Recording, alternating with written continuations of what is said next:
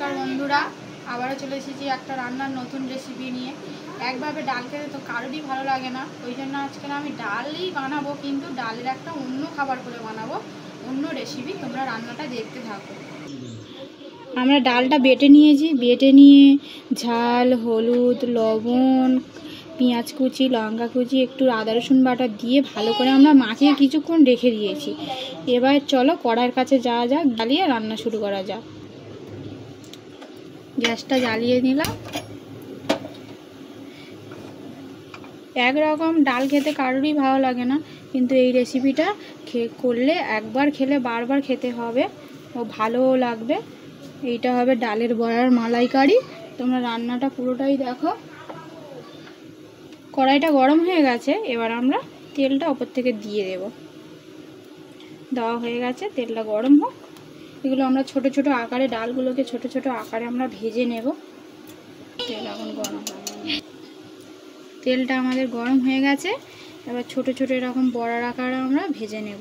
এরকম ছোট ছোট করে বড়া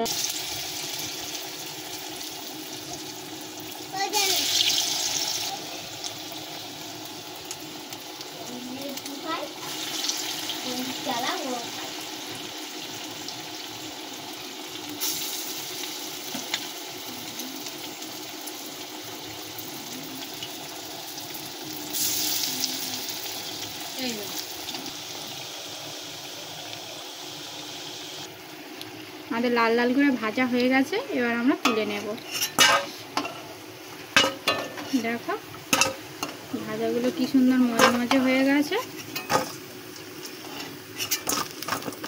যেগুলো বাকি আছে এগুলোকে এরকমভাবেই আমরা সবগুলোকে ভেজে নেব। ভাজাগুলো হয়ে গেছে। এবার আমরা ওই তেলেতে 5 ফোড়নটা দিয়ে দেব।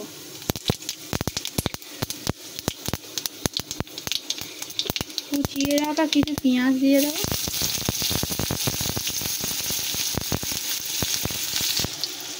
ওপর থেকে ছিঁড়ে রাখা কিছু কাঁচা লঙ্কা দিয়ে দেবো।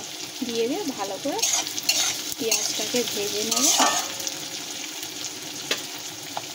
গ্যাসটাকে একটু জোরে করে দেবো, দিয়ে ভেজে নেব। আর দেখো আমাদের 1 গামলি বড়া হয়ে গেছে।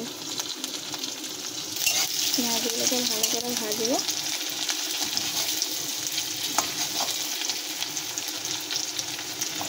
আর আমরা একটা পেস্ট করে রেখেছি, তোমাদেরকে এবার দেখাবো। দেখো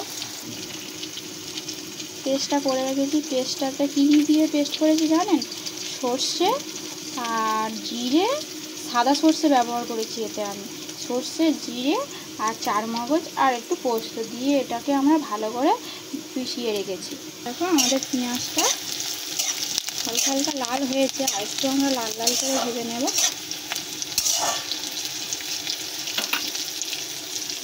লাল লাল করে ভাজা হয়ে গেছে। তার উপর থেকে সামান্য পরিমাণ রসুন বাটা দিয়ে দেবো। নিয়ে একটু হলুদ গুঁড়ো দিয়ে দেবো। হলুদ গুঁড়ো দেওয়া হয়ে গেছে। একটু লঙ্কার গুঁড়ো দিয়ে দেবো। আর স্বাদ মতন লবণ দিয়ে দেবো। স্বাদ মতন লবণ দিয়ে এটাকে কষিয়ে নেব, যাতে আদা রসুনের গন্ধটা চলে যায়। ভালো করে কষিয়ে নেব। এটাকে গ্যাসটাকে একটু আস্তে করে দেবো, দিয়ে ভালো করে কষিয়ে নেব আমরা। দেখো মশলাটা কি সুন্দর কষানো হয়ে গেছে। এবার আমরা পরিমাণ মতন জল দিয়ে দেব। মশলাটা দেখো কষানো হয়ে গেছে, মশলাটা খুব সুন্দরভাবে। এবার আমরা জল দিয়ে দেব। জল দেওয়া হয়ে গেছে। এবার গ্যাসটাকে একটু জোরে করে দেবো। ঝোলটা ফুটে গেছে। দেখো বন্ধুরা আমাদের ঝোলটা খুব সুন্দরভাবে ফুটছে। এবার যে পেস্টটা করে রেখেছিলাম সেটা আমরা দিয়ে দেবো। দেখো এমনভাবে দিয়ে দেবো। দিয়ে ওই পেস্টে একটু নাড়িয়ে নেব। দেখো এমন করে নাড়িয়ে নেব। তোমরা চাইলে এখানে নারকেলের দুধও ইউজ করতে পারো, যেহেতু মালাইকারি হবে তোমরা চাইলে নারকেলের দুধও ইউজ করতে পারো এখানে। ঝোলটা যেহেতু আমাদের ফুটে গেছে, এবার যে বড়াগুলো ভেজে রেখেছিলাম সেই বড়াগুলো এবার দিয়ে দেবো। দিয়ে এবার চাপা দিয়ে দেব। দেখো আর গ্যাসটাকে একটু হালকা আস্তে করে দিতে হবে। মিনিট রেখে আমরা লাভিয়ে নেব। এবার আমরা ঢাকাটা খুলে দেখব কতটা কি হয়েছে। দেখো আমাদের মালাইকারি রেডি। উপর থেকে একটু গরম মশলা ছড়িয়ে দেব আর সামান্য পরিমাণ ঘি ছড়িয়ে দেব, দিয়ে লাভিয়ে নেব।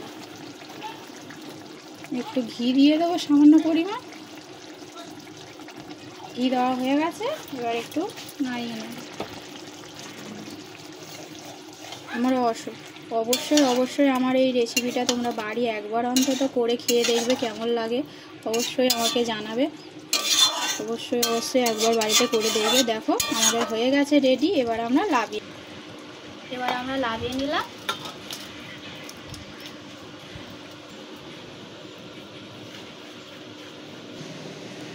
আমার ডালের বড়ার রেসিপি রেডি হয়ে গেছে, ডালের বড়ার মালাইকারি। তোমরা যদি এই রান্নাটা ভালো লেগে থাকে অবশ্যই আমার চ্যানেলটাকে সাবস্ক্রাইব করবেন আর বেল আইকনটি বাজিয়ে দেবেন সবার আগে আমার রান্নাটা পাওয়ার জন্য। নমস্কার।